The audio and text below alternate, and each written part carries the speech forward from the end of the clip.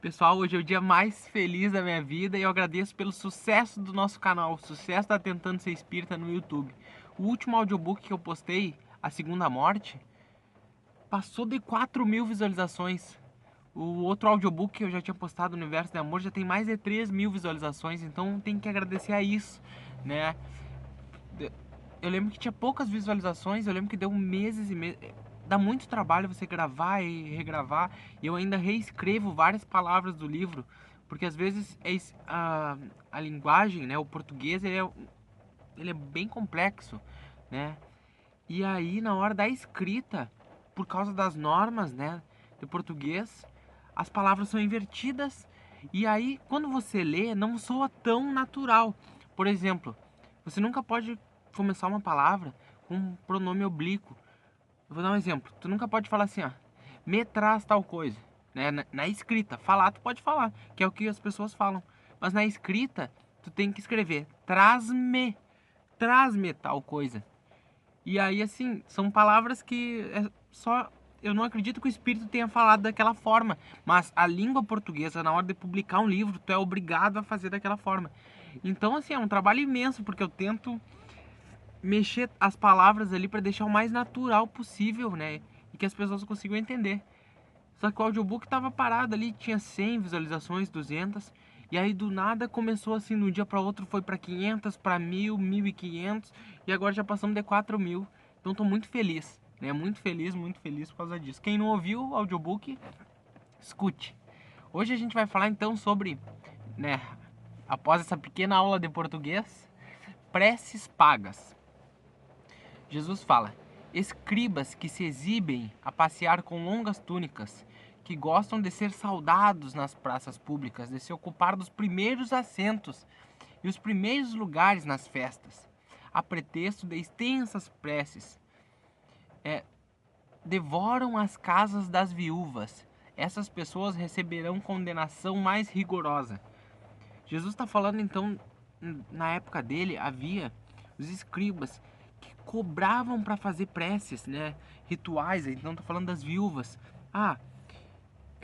Eu morri, aí minha esposa tinha que pagar alguém. Ainda existe isso, né? A gente sabe que a Igreja Católica faz a missa e tal. Mas aqui ele tá falando sobre isso, ó, sobre esses escribas que adoram estar com longas túnicas, bem vestidos, né? Se sentar nos primeiros lugares, né? Pessoas reconhecidas pela sociedade, né? Então tá falando que religiosos, orgulhosos e que cobram dinheiro, né? Cobram muito dinheiro sobre isso. Jesus fala: essas pessoas receberão condenação mais rigorosa. Então a palavra dele é bem severa, né? Olha o que diz aqui que os espíritos falam. Os espíritos falam isso. Ainda há outro problema quando se ocorre as preces pagas. Aquele que compra, né, que muitas vezes se julga, né, como merecedor porque comprou uma prece ou comprou um feitiço de uma magia ou comprou uma missa católica ou comprou um terreno no céu ou comprou alguma coisa, acredita que está dispensado de orar por ele próprio, né? Acredita que aquele seu dinheiro já basta. Então, aquela pessoa muitas vezes que compra, né, ela acha que ela está dispensada de fazer o bem, que ela está dispensada de fazer a caridade. E aí quando a gente morre, a gente vai cobrar: tá, mas por que eu não estou no nosso lar? Por que eu não estou no céu? Por que eu não estou aqui? Se eu fui uma pessoa boa, eu doei dinheiro, eu doei isso aqui pra...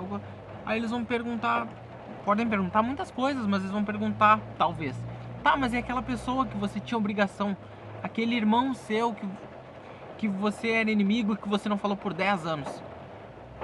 Por que você não reatou com ele? Mas e o seu filho? Por que você não deu limites para ele? E aí acabou que ele entrou nas drogas ou entrou pro mundo do crime. Mas é aquela outra situação, né, com a sua esposa, que você foi desleal com a sua esposa. Aí você acha que só porque você pagou para um padre fazer a missa, ou então você pagou, né, deu o dinheiro pro centro espírita, ou deu o dinheiro para a igreja, ou deu o dinheiro para alguma pessoa na rua, você está quites, né, tá quitada a sua dívida, né? Não é assim, né? O dinheiro, ele é algo desse mundo e a gente vai para um outro mundo. E no outro mundo, o que tem nesse mundo não importa. O dinheiro daqui não importa. O que importa é o que a gente fez, né? O quanto a gente conseguiu. Vou dar o exemplo do irmão. Muitas vezes você tentou reatar com aquele irmão e não conseguiu, a relação não ficou boa, ele não quis ouvir você, né? Você não conseguiu resolver. Às vezes você teve um filho que entrou nas drogas, que entrou pro crime, mas você deu o seu máximo. Mas mesmo assim ele entrou, aí que tá a diferença. Não compete a você conseguir reatar, não compete a você conseguir que seu filho tenha um caráter, né?